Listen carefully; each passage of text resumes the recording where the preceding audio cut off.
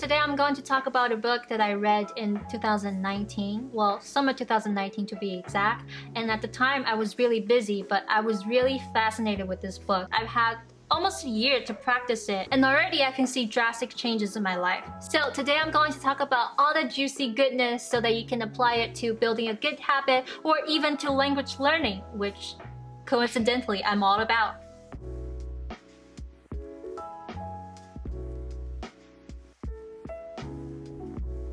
The word atomic has two meanings. One meaning small, the other meaning compounded, exponential, and multiplied.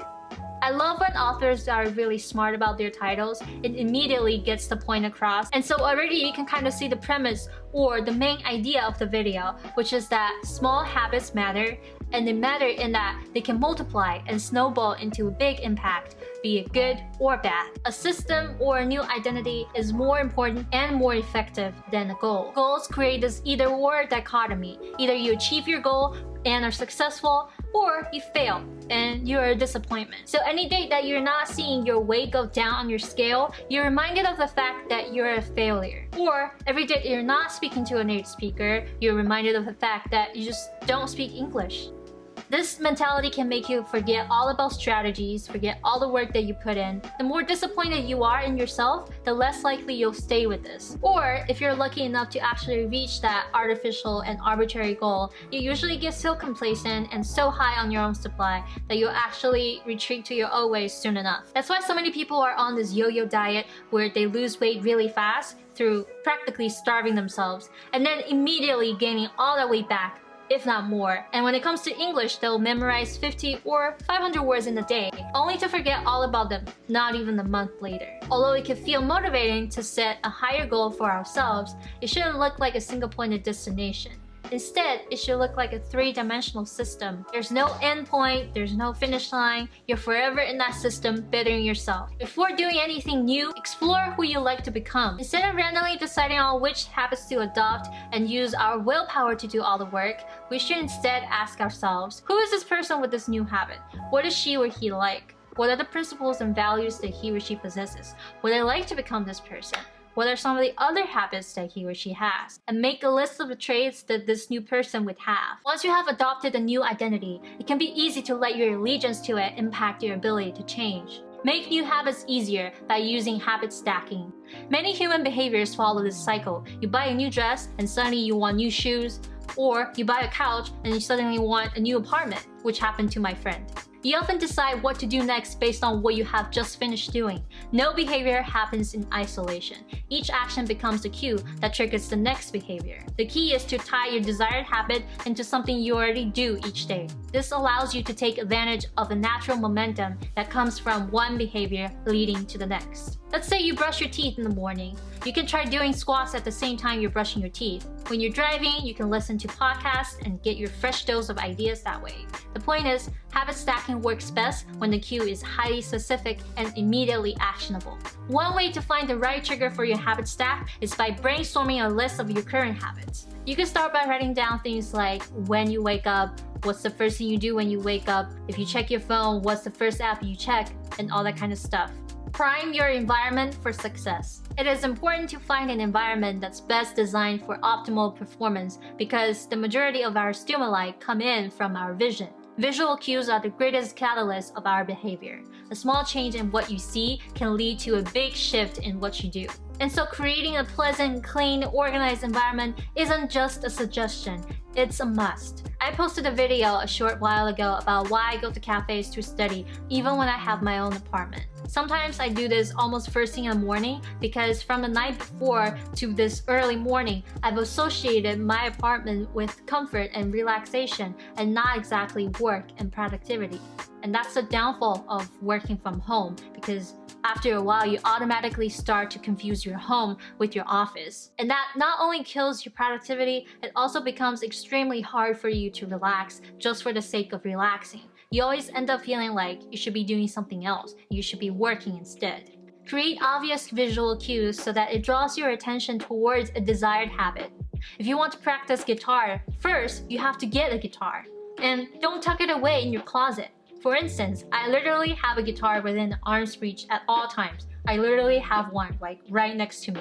That's why I was able to practice it almost always. But then again, this might not be a good habit since I'm trying to put out more content and be more productive. Sometimes habits can be easier to change in a new environment too. It helps to escape the subtle triggers and cues that nudge you toward your current habits. So go to a new place, a different coffee shop, a bench in the park, a corner in your room that you rarely use, and create a new routine there. Whenever possible, avoid mixing the context of one habit with another. This is one reason why the versatility of modern technology is both a strength and a weakness. You can use your phone for practically anything, which makes it a powerful device. But when you can use it for anything, it becomes hard to associate it with one task. You want to be productive, but you're also conditioned to browse social media, check email, play video games whenever you open your phone. It's just a mishmash of cues. To combat this, try to designate one or just a few tasks to one device. Or if you only have one device, just try schedule different times for one use. Reframe your mindset about your behavior. Each behavior has a service level craving and a deeper underlying motive. It becomes easier to change bad habits once we can identify what these cravings are and merely shift the outward manifestation of such. Some of our underlying motives include conserve energy, obtain food and water, find love and reproduce, connect and bond with others, win social acceptance and approval, reduce uncertainty, achieve status and prestige. Your brain didn't evolve with the desire to smoke cigarettes or check Instagram or to play video games. At a deeper level, you simply want to reduce uncertainty and relieve anxiety, to win social acceptance and approval, or to achieve status. However, there are many different ways to address the same underlying motive. One person might learn to reduce stress by smoking a cigarette. Another learns to ease their anxiety by going for a run. Your current habits are not necessarily the best way to solve your problems. They're just the methods you learned or picked up from your parents or your friends. You can make hard habits attractive and bad habits unattractive. And all you need is a slight mindset shift. Start with repetition, not perfection. Repetition works because 1, it reinforces your new identity. Every time you step into the gym or every time you pick up a new instrument, you're telling yourself, I am this new person. And 2, simply repeating a habit leads to clear physical changes in the brain. Every time you repeat an action, you're activating a particular neural circuit associated with the habit. This means that simply putting in your reps is one of the most critical steps you can take to encoding a new habit. The purpose of repetition is that hopefully our new habit goes from effortful practice to automatic behavior. This process is known as automaticity, which is the ability to perform behavior without thinking about each step, which occurs when the non-conscious mind takes over. The importance of starting small. Even when you know you should start small, it's easy to start too big. When you dream about making a change, excitement inevitably takes over, and you end up trying to do too much too soon. We always like to go into a hot and heavy because we're motivated because we want to lose weight real fast, but without any knowledge, without any guidance, without any strategies, without any, experts on your side being offline or online, there's no point in putting all that time, especially in the beginning. You're a beginner, you shouldn't try to do everything on day one. And besides, whatever you're gonna do is probably gonna be wrong anyway. Rethink Rituals.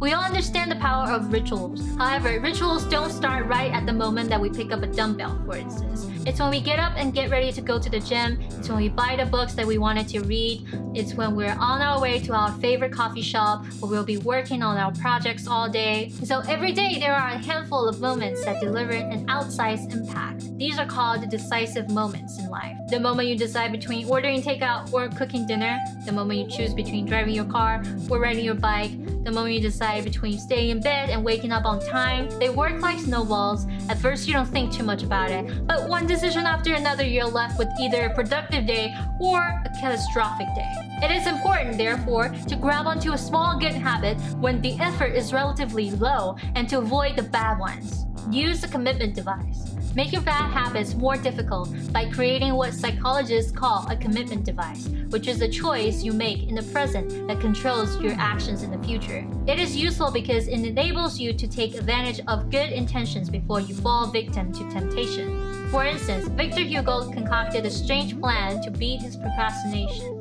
He collected all of his clothes and asked an assistant to lock them away in a large chest. He was left with nothing to wear except a large shawl. Lacking any suitable clothing to go outdoors, he remained in his study and wrote furiously during the fall and winter of 1830.